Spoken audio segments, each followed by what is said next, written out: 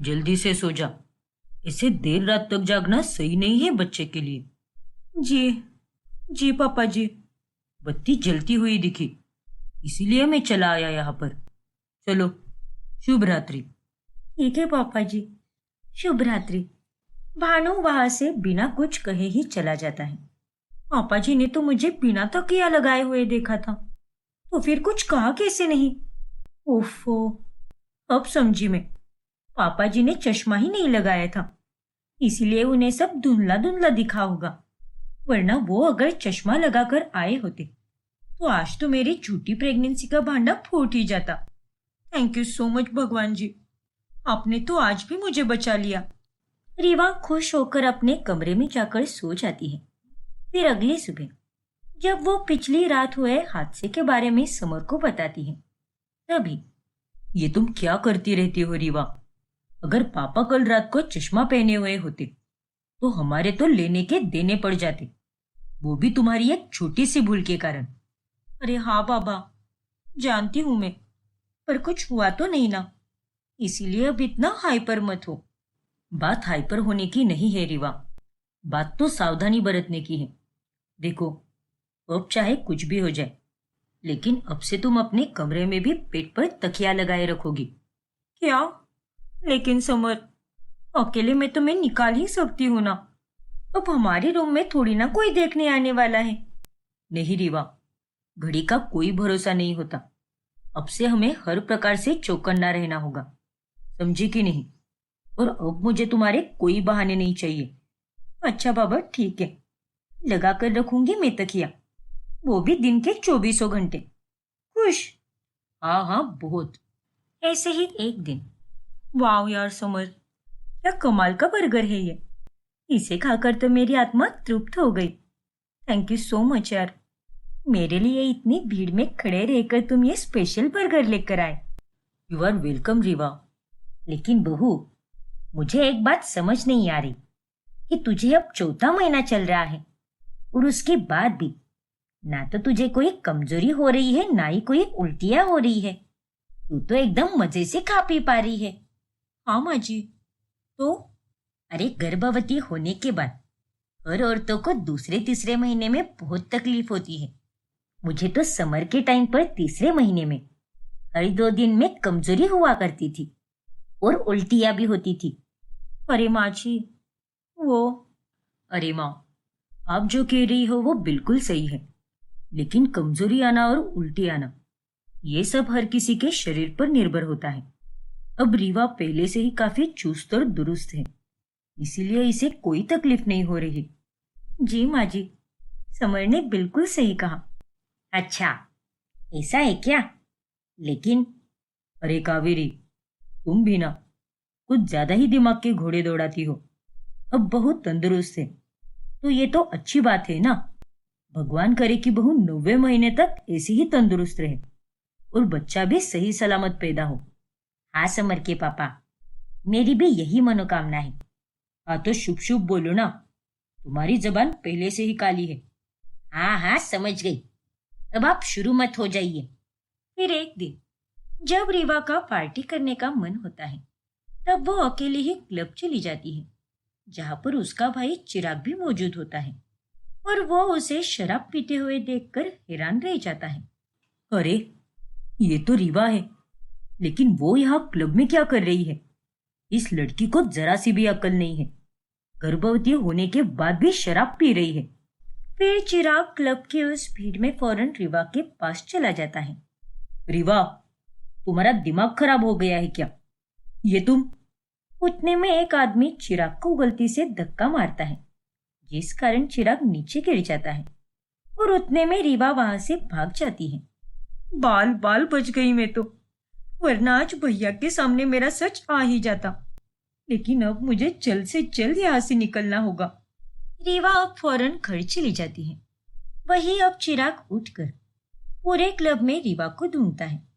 रीवा, रीवा, अब ये लड़की कहाँ चली गई? अभी तो मेरे सामने ही खड़ी थी, कहीं मुझे देखकर भाग तो नहीं गई? फिर चिराग बाहर आता है, लेकिन उसे रीवा वहां पर भी नहीं दिखाई देती। वो पक्का मुझे देखकर भाग गई होगी।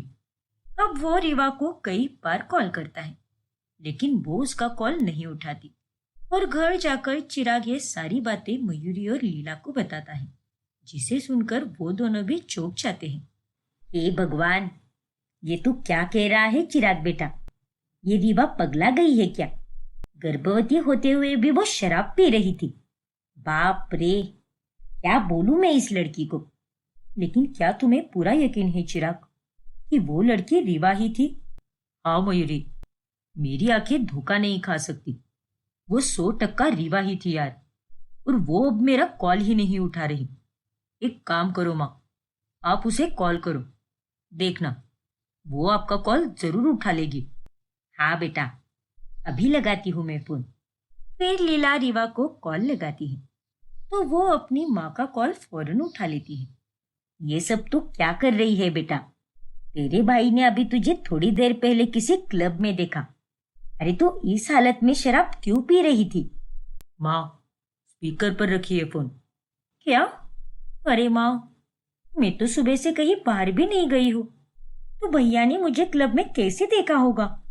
और मैं इतनी भी बेवकूफ नहीं हूँ जो प्रेगनेंसी के दौरान क्लब जाकर शराब पीऊं। झूठ मत बोल रीवा, मैंने तुझे देखा था, लेकिन उतने में एक आदमी ने मुझे धक्का मारा और मैं नीचे गिर गया। और मैं वापस जब उठा तो तुम वहां पर थी ही नहीं। तू तो मौका देखकर 9-2-11 हो गई, इसलिए ज्यादा चालाक मत बन। ओफो भैया, मैं कह रही हूं ना आपसे, मैं वहां पर नहीं थी। और अगर आपको इतना ही शक है तो आप समर से भी पूछ सकते हैं। मैं सुबह से घर पर हूँ। शायद आपने नशे में किसी और को देखा होगा और आप उसे मुझे समझ बैठे। नहीं रीवा, मैं इतने भी नशे नहीं करता। लेकिन भैया, अब आप ही बताइए, मैं शराब कैसे पी सकती हूँ? अब सवाल मेरे बच्चे का है। मैं कह रही हूँ ना कि मैं क्लब में थी ही नहीं। और वो लड़की आप जिसे रीवा समझ रहे हो, वो कोई और ही होगी जो थोड़ी बहुत मेरी तरह दिखती होगी।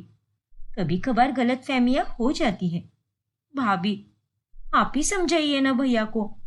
हाँ चिराग, अब रीवा इतना कह रही है तो सच ही होगा ना। वो भला हमसे झूठ क्यों बोलेगी? रीवा बचकानी हरकतें करती है, लेकिन वो जरूरी समय पर समझदारी भी दिखाती है। और वो ऐसी हालत में शराब पीने की भूल कभी नहीं करेगी। मुझे उस पर पूरा भरोसा है। अच्छा ठीक है, कोई बात नहीं। रीवा, तू आराम कर, कोई टेंशन मत ले। शायद मुझे ही कोई गलतफहमी हुई होगी। इट्स ओके भैया। इस तरह से रीवा इस बार भी जैसे तैसे बच जाती है। माफ करना भैया, आज मुझे आपको गलत साबित करना पड़ा, जबकि आप सच्चे थे। लेकिन मैं भी मजबूर हूँ भैया, मुझे ना चाहकर भी ये नाटक करना ही पड़ेगा।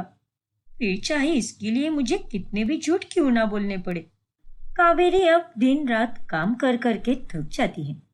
अरे माँ जी, आज शाम में चाय के साथ अगर ब्रेड पकौड़े मिल जाते तो मजा ही आ जाता। ठीक है बहू, अभी बना देती हूँ। एक काम कीजिए माँ जी, आप रहने दीजिए। मैं समर से कहकर इडली और मेदू वड़ा मंगवाती हूँ और वही खा लूंगी। आप खामखा दिक्कत मत लीजिए। पहले ही आज आपने बहुत सारा काम कर लिया है। अरे नहीं बहू, ऐसा कुछ भी नहीं है। इतना भी काम नहीं किया है मैंने, और ना ही मैं कोई थकी हुई हूँ। सच कह रही हूँ। तू बेफिक्र रहे बेटा और बिंदास फरमाइशें कर। मैं तेरी सारी फरमाइशें पूरी करूंगी। थैंक यू सो मच माँ जी। इस लड़की ने तो मुझे परेशान करके रख दिया है, लेकिन अब क्या करें? अपने आने वाले पोता या पोती के लिए ये सब तो मुझे करना ही पड़ेगा। खैर, कोई बात नहीं। मैं जानती हूँ बुढ़िया कि तू मेरे साथ सिर्फ 9 महीनों तक ही अच्छी बनकर रहेगी और उसके बाद फिर से अपनी औकात पे आकर मुझ पर हुक्म चलाएगी।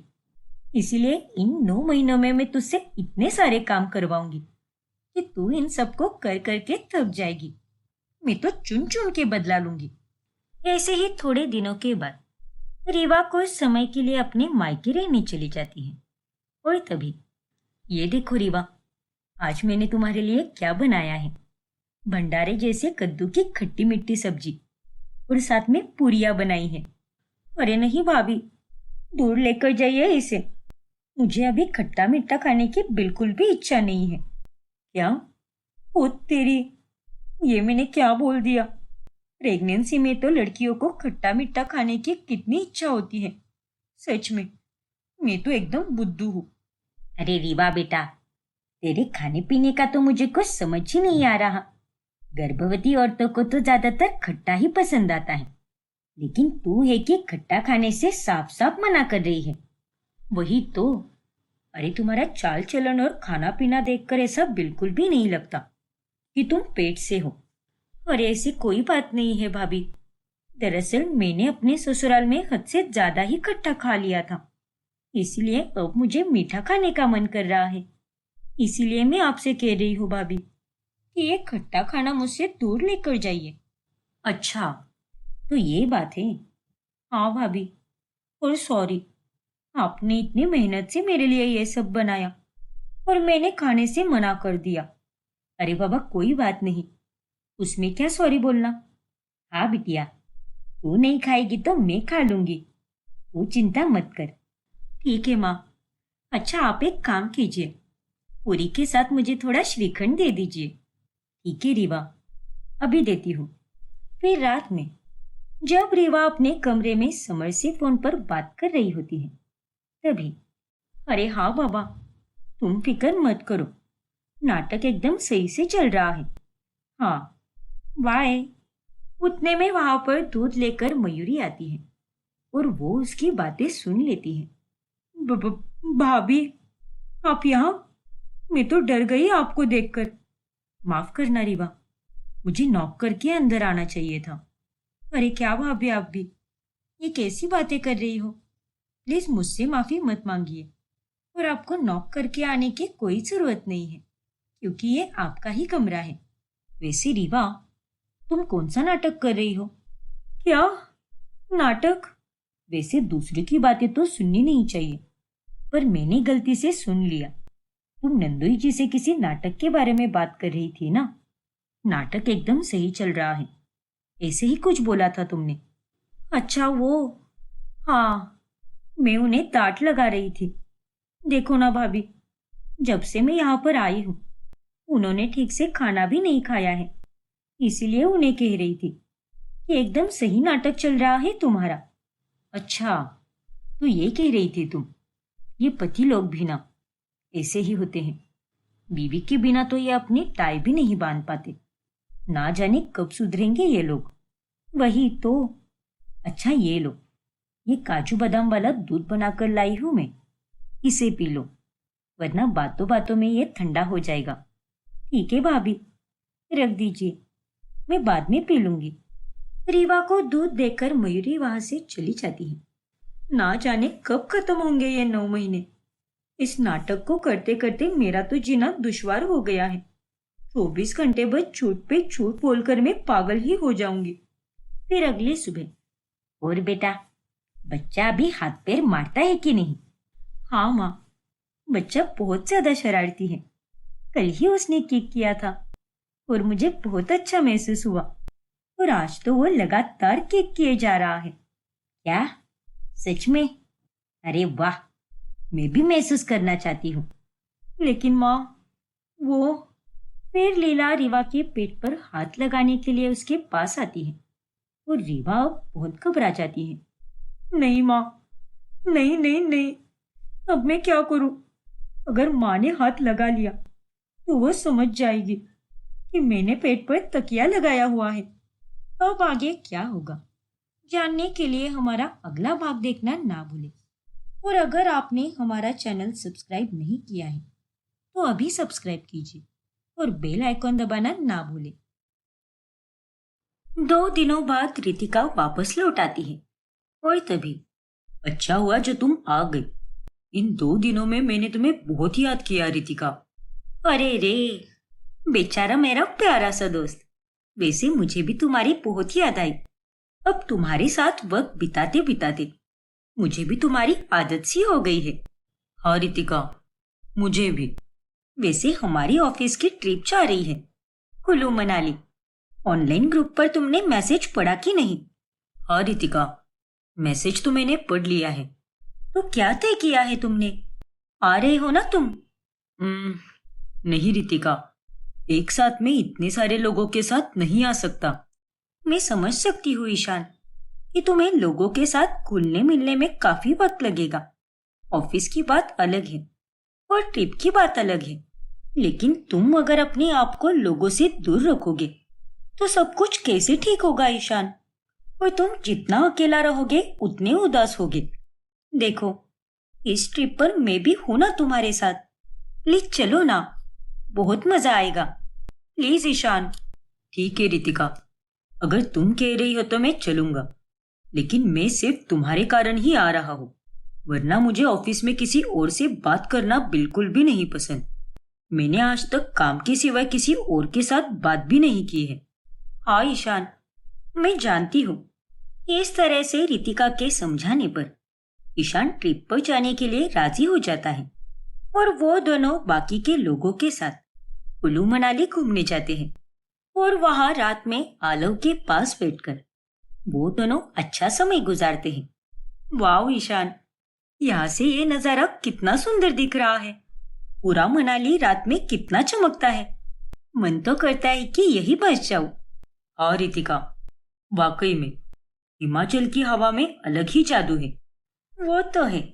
ये लो, गर्मा गर्म चाय। शुक्रिया रितिका। अरे, तुम पागल हो गए हो क्या? इस चाय के लिए शुक्रिया क्यों बोल रहे हो तुम? नहीं रितिका, ना सिर्फ चाय के लिए, बल्कि हर एक चीज के लिए जो तुमने मुझे दी है। दोस्ती, भरोसा, अपनापन, मेरी देखरेख करना और मुझे डिप्रेशन से बाहर लाना, सब कुछ। सलोनी मेरे दिल में हमेशा रहेगी और आज भी ऐसा एक भी दिन नहीं जाता जब मैं उसे याद नहीं करता। लेकिन अब रोना छोड़कर मैं सलोनी के लिए अपनी जिंदगी जीऊंगा और इसमें मुझे तुम्हारा साथ मिल चुका है और तुम्हारे कारण ही मेरे साथ सब कुछ ठीक हो रहा है। ओफो ईशान, अब वापस से सेंटी मत हो जाओ यार। नहीं रितिका, सेंटी नहीं, मैं जो भी कह रहा हूँ बिल्कुल दिल से कह रहा हूँ। मुझे आज तक इतना सुकून किसी भी दोस्त के साथ महसूस नहीं हुआ है रितिका। तुम अलग हो और तुम्हारे साथ वक्त बिताने से मुझे बहुत अच्छा लगता है। जानती हो ईशान, और तुम फिक्र मत करो, आगे भी मैं तुम्हारा ऐसे ही साथ दूंगी। तुम्हारी ये नाचिस दोस्त तुम्हें कभी छोड़कर नहीं जाएगी। और इस बात के लिए फिर एक बार तुम्हारा बहुत शुक्रिया। अरे ओ शुक्रिया के बच्चे, अब बस भी करो। चलो वॉक करके आते हैं और फिर वापस आने के बाद ऑफिस कलीग के साथ थोड़ा वक्त बिताएंगे। ठीक है रितिका, चलो। ईशान और रितिका को एक साथ देखकर ट्रिप पर आई हुई रितिका की सहेली उससे एक सवाल पूछती है। अरे रितिका, तू इस ईशान के इतने करीब क्यों है?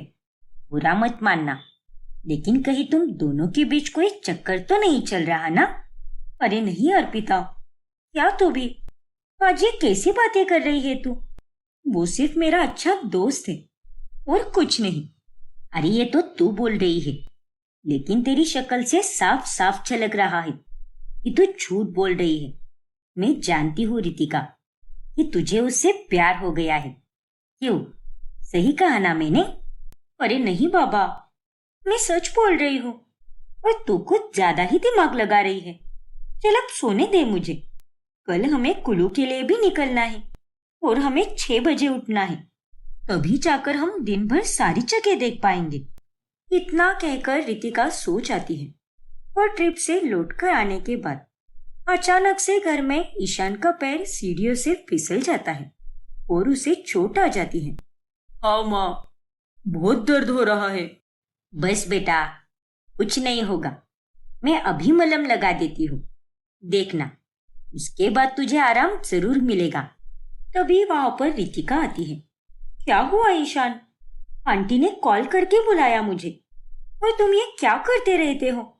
अब देखो, कितनी चोट आई है तुम्हें। अरे इतना भी कुछ नहीं हुआ है रितिका, हल्की सी चोट लगी है, 2 दिन में ठीक हो जाएगी। अरे तुम पागल हो गए हो क्या? ये चोट तुम्हें हल्की सी लग रही है, अब 2 घंटे बाद सूजन आ जाएगी यहाँ पर। तुम्हें ध्यान देकर सीढ़ियां उतरनी चाहिए ना। सॉरी बाबा, अगली बार से मैं ध्यान दूंगा। वो तो तुम्हें देना ही होगा। लेकिन अब मैं कहीं नहीं जाऊंगी।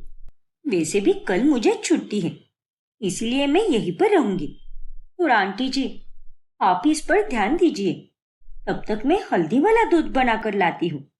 अब रितिका वहीं पर रुक जाती है और ईशान का बहुत ख्याल रखती है। और यह देखकर मंजिरी और हिमराज बहुत खुश होते हैं। देखो ना मंजरी, ईशान और रितिका दोनों साथ में कितने अच्छे लगते हैं। और इन दोनों को देखकर तो ऐसा लगता है मानो ये एक दूसरे से प्यार करने लगे हैं। हाँ हेमराज जी, अब तो मुझे भी वही लग रहा है। भगवान ने हमारे ईशान को फिर से खुशियां दी है। बस अब वो उसे ठीक से पहचान जाए और अब उससे ये वाली खुशी कभी जुदा ना हो। हाँ मंजरी, भगवान करे सब ऐसा ही हो। फिर 2 दिनों के बाद ईशान का पैर पहले से काफी ठीक हो जाता है। फिर एक दिन, क्या हुआ रितिका, तुम इतनी परेशान क्यों लग रही हो?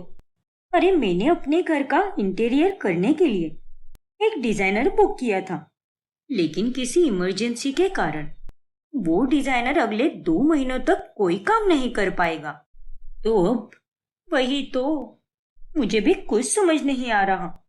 और मुझे तो इन 2 महीनों में ही सब काम कराना था, क्योंकि उसके बाद तो त्योहार शुरू हो जाएंगे। और अब ऐसे एन वक्त पर पता नहीं मुझे इंटीरियर डिजाइनर कहाँ मिलेगा। ओफो रितिका, व्हाई फिकर व्हेन ईशान इज हियर? मतलब? अरे इसका मतलब ये है कि अगर तुम्हें कोई इंटीरियर डिजाइनर नहीं मिल रहा तो मैं ही बन जाता हूँ ना तुम्हारा इंटीरियर डिजाइनर। क्या तुम भी ईशान? मैं यहाँ पर कोई मजाक नहीं कर रही हूँ। अरे तो मैं भी कहाँ मजाक कर रहा हूँ, मैं सच कह रहा हूँ। मुझ पर भरोसा नहीं है क्या? बताओ। अरे बाबा, मुझे तुम पर पूरा भरोसा है, लेकिन वेकिन कुछ नहीं, तुम बेफिक्र रहो। फिर ईशान ही रितिका का घर डिजाइन करता है, पेंट करने से लेकर और एक छोटी से छोटी चीज को सुंदर तरीके से सजाता है। और ये सब देखकर रितिका एकदम आश्चर्यचकित हो जाती है। हे भगवान, मुझे तो विश्वास ही नहीं हो रहा। ये वही घर है जिसमें पहले मैं रहती थी। अरे तुमने तो मेरे घर को एकदम नया ही बना दिया है। चलो अच्छा है कि तुम्हें मेरा काम पसंद आया और तुम्हें यह देखकर इतनी खुशी मिल रही है। ये देखकर मुझे भी बहुत खुशी हो रही है। आखिरकार मेरी मेहनत रंग लाई। हाँ ईशान, तुम सच में कितने होनहार हो, मुझे तो पता ही नहीं था। लेकिन तुम्हें ये सब कैसे आता है? मैंने कुछ साल पहले ही इंटीरियर डिजाइनिंग का एक कोर्स किया था और मैंने ऐसे ही अपने दोस्तों के घरों को भी डिजाइन किया है, तो मुझे थोड़ा बहुत काम तो आता है। इतना भी प्रोफेशनल नहीं हूँ, लेकिन ठीक ठाक कर लेता हूँ। पर ये कोई ठीक ठाक काम नहीं है ईशान, ये तो एकदम कमाल का है। और आज तो तुम्हें पार्टी देनी बनती है। अरे वाह, तो चलो फिर। ऐसे ही रितिका और ईशान के बीच सब कुछ ठीक चल रहा होता है। फिर एक दिन अचानक से रितिका का फोन लगातार 5 से 6 घंटों तक स्विच ऑफ आता है और ये देखकर ईशान बहुत घबरा जाता है। नहीं कोयल, ये कोई मामूली बात नहीं है। रितिका का फोन कभी स्विच ऑफ नहीं रहता। मैं पिछले 5 घंटों से उसे कॉल कर रहा हूँ, लेकिन तब से फोन स्विच ऑफ ही बता रहा है। अरे भाई, आप इतनी चिंता मत करो, हो सकता है कि वो किसी काम में व्यस्त हो। अरे लेकिन वो अगर किसी काम में भी व्यस्त होगी तो अपना फोन बंद क्यों रखेगी? मुझे तो कुछ गड़बड़ लग रही है। कोयल, मेरा दिल नहीं मान रहा। मैं जा रहा हूँ उसके घर पर। पर भाई, फिर ईशान रितिका के घर चला जाता है, लेकिन वहां पर ताला लगा होता है। यहाँ पर तो ताला लगा है, आखिर कहाँ गई ये रितिका? भगवान जी, बस वो सही सलामत हो। मेरा जी बहुत घबरा रहा है। फिर जब ईशान वहां से निकल रहा होता है, तभी वहां पर रितिका आ जाती है और उसे देखकर ईशान की जान में जान आ जाती है। रितिका, तुम अब आ रही हो? अरे तुम पागल वागल हो गई हो क्या? मैं कब से तुम्हें फोन लगा रहा हूँ, लेकिन पिछले 5 से 6 घंटों से तुम्हारा फोन स्विच ऑफ बता रहा है। अरे कहाँ चली गई थी तुम? पता है मैं कितना डर गया था। माफ करना ईशान, लेकिन मेरा फोन खराब हो गया था, इसलिए मैं सुबह से सर्विस सेंटर में ही थी और आजकल ये मोबाइल के चक्करों में किसी का मोबाइल नंबर भी याद नहीं रहता, वरना मैं तुम्हें कॉल करके बता देती। पर मुझे ये बात बिल्कुल पता नहीं थी कि तुम मेरे लिए इतना डर जाओगे। अरे क्यों नहीं डरूंगा रितिका, मैं तुम्हें किसी भी हालत में नहीं खोना चाहता, क्योंकि मुझे तुमसे प्यार हो चुका है। क्या? हाँ रितिका, आई लव यू। और मुझे माफ करना, मैंने आज तक अपने दिल के जज्बात दिल में ही दबा कर रखे, लेकिन आखिरकार ये जबान पर आ ही गए। वैसे ईशान, सच कहूँ तो मुझे भी तुमसे प्यार हो गया है, लेकिन पता नहीं था कि कैसे बोलूं। I love you Ishaan. क्या सच में रितिका? हाँ ईशान, मैं नहीं जानती कि ये दोस्ती प्यार में कब बदल गई, लेकिन अब मैं तुम्हारे बिना नहीं रह पाऊंगी।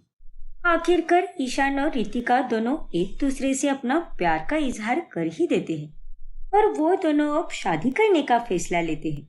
और उनके इस फैसले को जानकर ईशान के घर वाले भी बहुत खुश हो जाते हैं। बहुत खूब बच्चों, तुम दोनों ने जो भी फैसला लिया है एकदम सही लिया है। अरे मंजरी और मुझे तो पहले ही समझ आ चुका था कि तुम दोनों के दिलों में धीरे धीरे एक दूसरे के लिए प्यार पनपने लगा है।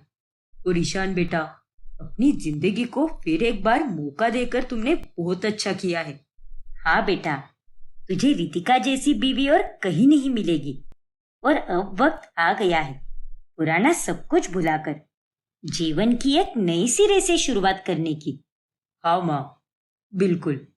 ईशान और रितिका दोनों की एंगेजमेंट डेट पक्की हो जाती है।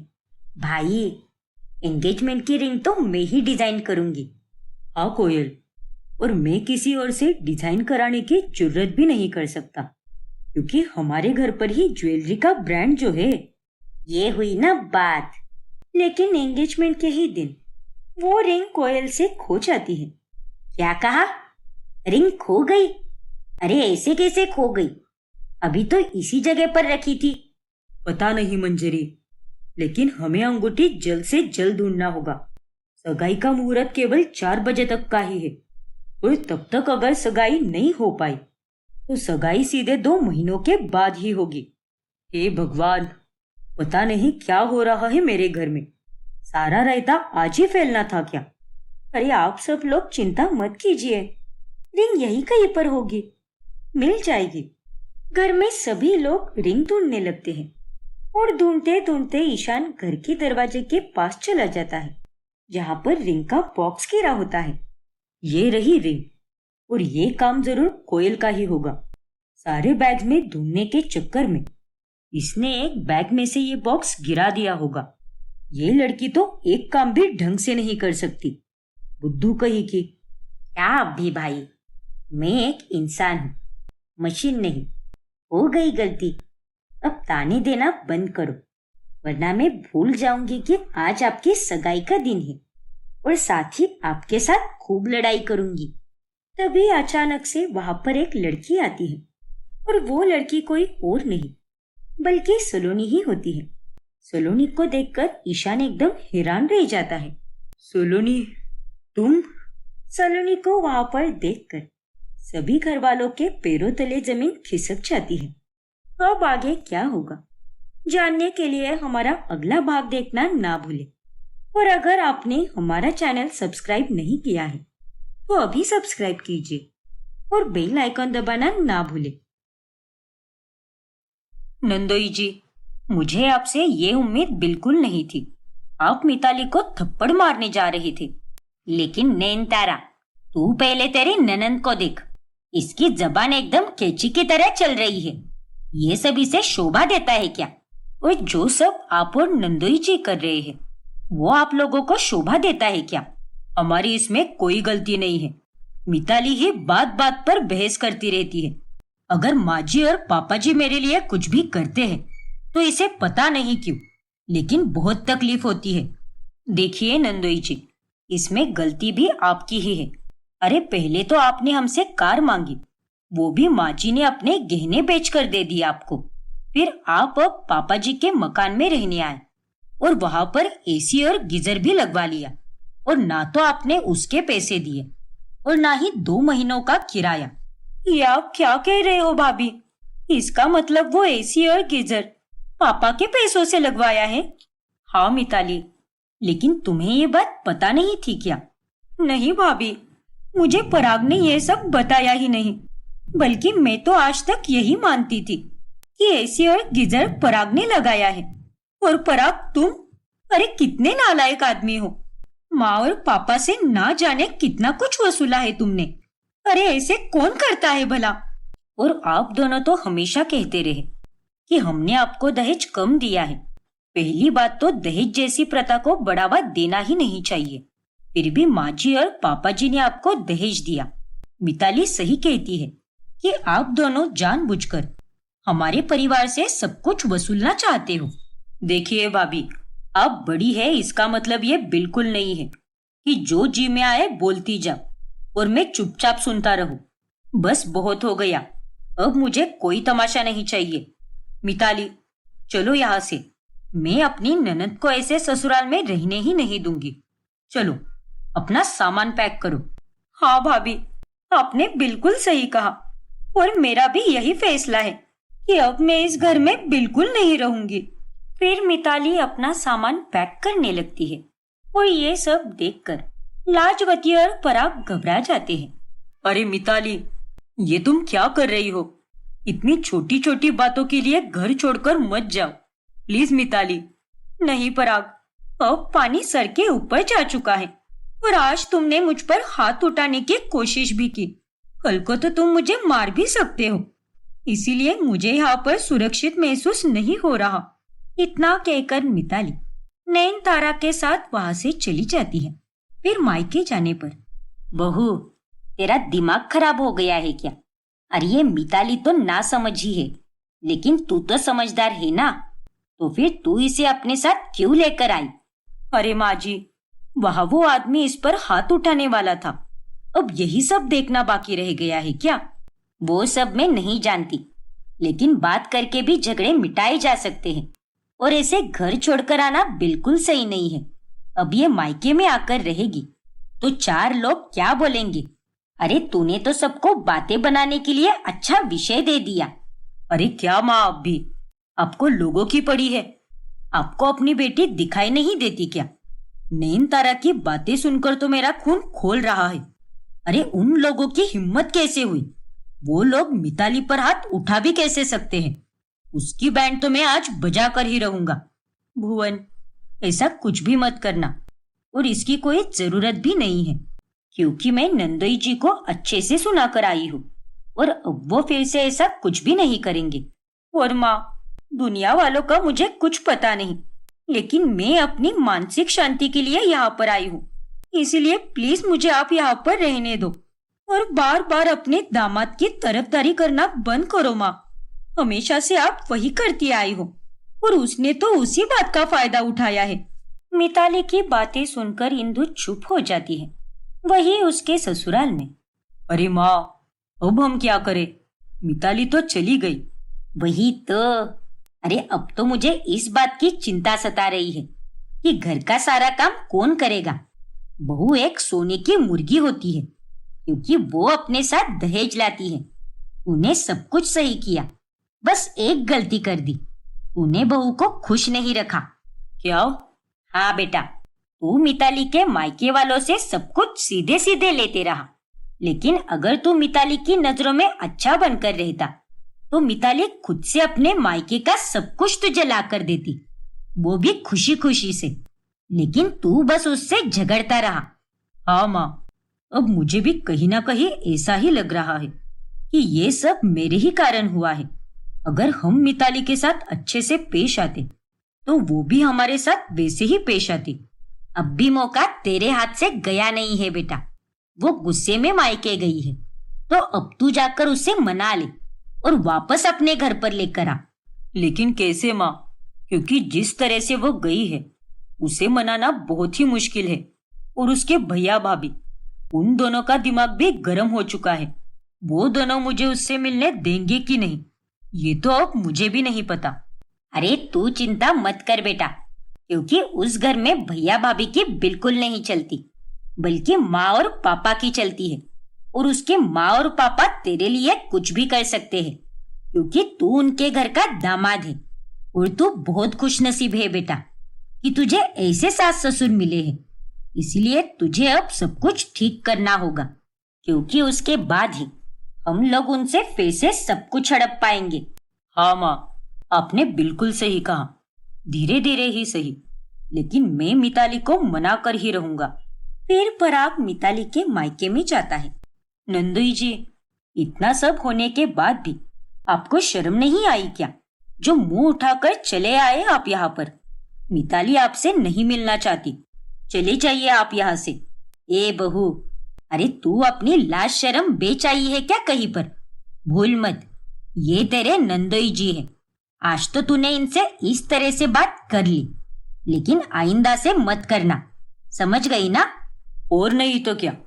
अरे आग बुझाने की जगह तुम लोग आग में और घी डाल रहे हो। अरे माँ जी, पापा जी, आप दोनों की सोच इतनी पिछड़ी हुई कैसे हो सकती है? अरे आप दोनों ने तो बस अपने दामाद को भगवान मानकर सर पर चढ़ा रखा है, लेकिन ये उसके लायक भी है क्या? बस बहू, बहुत हुआ। अपनी जबान को काबू में रख और जा रसोई में जाकर खाना बना दे। बेवकूफ कहीं की। पर माँ जी, बहू, बस बहुत हुआ, अब अंदर जाओ। नयनतारा अपनी सास ससुर की बात मानकर अंदर रसोई में चली जाती है। फिर इंदु और शैलेश पराग से बात करने लगते हैं और पराग उन दोनों की नजरों में अच्छा बनने की पूरी कोशिश करता है। माँ जी, पापा जी, अब आप ही बताइए, आर्थिक समस्या किसके ऊपर नहीं आती? मैंने 2 महीनों का किराया क्या नहीं दिया? मिताली मुझे और माँ को सुनाने लग गई। मुझ तक तो सब ठीक है, लेकिन वो मेरी माँ को भी बहुत उल्टा बोलती है और ये मुझसे सहन नहीं होता। पापा, मैं आपकी बात समझ सकता हूँ दामाद जी, लेकिन आपको भी हमारी बेटी पर हाथ उठाने की कोशिश नहीं करनी चाहिए थी। अरे आप उसे समझा भी तो सकते थे ना। माफ कर दीजिए पापा जी, मैं आप दोनों से हाथ जोड़कर, आप चाहो तो पैर पकड़कर भी माफी मांगता हूँ। गुस्से में मैं अपना आपा खो बैठा, लेकिन मैं कभी उस पर हाथ नहीं उठा सकता, क्योंकि मेरी माँ के बाद मिताली ही है जिससे मैंने इतना टूटकर प्यार किया है। वो मेरी बीवी है और गलतियां किससे नहीं होती, और इंसान तो गलतियों से ही सीखता है ना। लेकिन पापा जी, मैं आपसे वादा करता हूँ, आज के बाद मैं उस पर हाथ तो क्या, उसे डांटूंगा भी नहीं। कोई बात नहीं दामाद जी, मैं आपको समझ सकती हूँ। अब जो हुआ सो हुआ, और आपका पछतावा देखकर हमें अच्छा लगा, और हमें आपसे यही उम्मीद है कि आप अपनी गलती नहीं दोहराएंगे। जी माँ जी। मैं अभी मिताली को बुला कर लाती हूँ। फिर इंदु मिताली को बुलाने जाती है, लेकिन वो उस पर बहुत गुस्सा होती है। मिताली बेटा, बाहर चल। अरे दामाद जी अपने किए पर सच में शर्मिंदा है, और उन्होंने तेरे पापा और मुझसे हाथ जोड़कर माफी भी मांगी है। ऐसा मत कर बेटा, चल बाहर चल और उनसे मिल ले। मैंने कहा ना आपसे माँ, मुझे पराग की शक्ल तक नहीं देखनी। और आप दोनों को क्या लगता है कि वो सुधर चुका है? अरे ये तो बस उसका नाटक है और कुछ नहीं माँ। अरे ये सब तो क्या कह रही है मिताली? ऐसे भी कोई कर सकता है क्या? और दामाद जी को अगर तुझसे प्यार ही नहीं होता तो फिर वो तुझे यहाँ पर लेने ही क्यों आते? देखो माँ, आप मुझे अकेला छोड़ दो। मुझे अभी किसी से कोई बात नहीं करनी, और अगर आपको मेरे इस बर्ताव से तकलीफ हो रही है तो आप मुझे वो भी बता दो। मैं यहाँ से भी चली जाऊंगी, रह लूंगी कहीं और। अरे ये कैसी बातें कर रही है तू? एक बार मेरी बात तो सुन। मिताली इंदु की कोई बात नहीं सुनती और वो दरवाजा बंद कर लेती है। और उस दिन पराग मिताली से बिना मिले ही वापस चला जाता है। क्या उसने तुझसे मिलने से मना कर दिया? अरे इतनी नालायक और ढीठ कैसे हो सकती है ये लड़की? सच में मन तो करता है कि जाकर उसे एक जोरदार थप्पड़ लगाओ। कोई बात नहीं माँ, मैं यहीं पर हार नहीं मानूंगा। मैं मिताली की नजर में अच्छा बनकर ही रहूंगा, फिर चाहे मुझे उसके लिए कितने भी पापड़ बेलने क्यों ना पड़े। आप उसकी चिंता मत करो। आपकी बहू रानी, मेरा मतलब आधी नौकरानी, कुछ ही दिनों में घर में आकर ही रहेगी। हाँ बेटा, बस सब ऐसा ही हो जाए। क्योंकि मैं तो पक गई हूँ घर के सारे काम कर करके।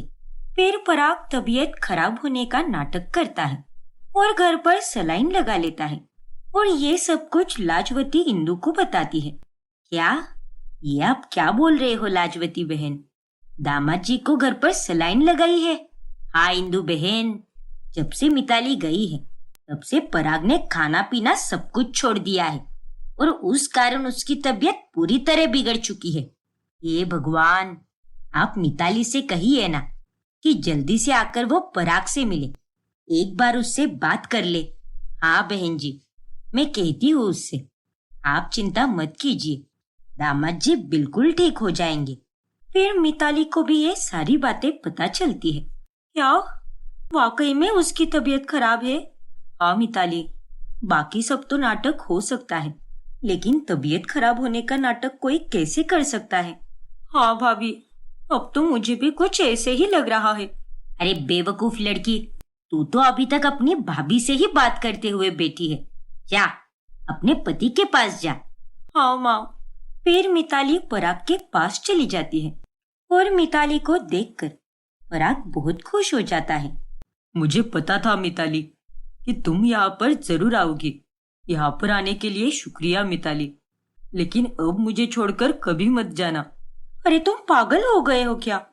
ऐसे खाना पीना कौन छोड़ता है भला? तो मैं भी क्या करता मिताली, लेकिन तुम्हारे जाने के बाद मुझे तुम्हारी अहमियत पता चली। मुझे ये भी पता चला कि मैं कितना गलत था और तुम कितनी सही थी। मुझे माफ कर दो मिताली, लेकिन मुझसे दूर मत रहो। मैं तुमसे बहुत प्यार करता हूँ और तुम्हारे बिना अब मेरा मन ही नहीं लगता। हाँ बहू, मुझे भी माफ कर दे। जाने अनजाने में मैंने भी तेरे साथ बहुत गलत किया है, गलत गलत बोला है, पर अब और नहीं। अब हम तीनों साथ में खुशी से रहेंगे। पर तू अपना सामान लेकर यहाँ पर वापस लौट किया, क्योंकि ये तेरा घर है और तू इस घर की लक्ष्मी है, और लक्ष्मी ही रूठ कर जाए तो कैसे चलेगा भला? हाँ मिताली, और मैंने जो भी किया है वो सब दोबारा नहीं होगा। प्लीज मुझ पर भरोसा रखो। हाँ बहू, और मैं भी तेरे साथ पहले जैसे पेश नहीं आऊंगी। तू मुझे उल्टा बोलती थी, लेकिन गलत बातों के लिए उल्टा बोलती थी। उसके सिवा तूने कभी मेरा अपमान नहीं किया। अरे तुझ जैसी सर्वगुण संपन्न बहू मुझे ढूंढने पर भी नहीं मिल पाएगी। सच में, वापस आजा बहू। उन दोनों की बातें सुनकर मिताली सोच में पड़ जाती है और उसके बाद वो अपना फैसला सुनाती है। ठीक है, मैं यहाँ पर रहने जरूर आऊंगी, लेकिन मेरी एक शर्त है। कैसी शर्त मिताली? तुम्हें मेरे पापा को 2 महीनों का बचा हुआ किराया देना होगा और एसी और गीजर के पैसे भी देने होंगे। उसके बाद ही मैं तुम्हारे पास आऊंगी, क्योंकि वो उनके मेहनत के पैसे हैं। हे भगवान, अब मैं इससे क्या कहूँ? इसने तो मुझे बुरी तरह फंसा दिया है। पराग और लाजवती मिताली की ये शर्त सुनकर काफी ज्यादा हैरान रह जाते हैं। अब आगे क्या होगा जानने के लिए हमारा अगला भाग देखना ना भूलें। और अगर आपने हमारा चैनल सब्सक्राइब नहीं किया है तो अभी सब्सक्राइब कीजिए और बेल आइकॉन दबाना ना भूलें।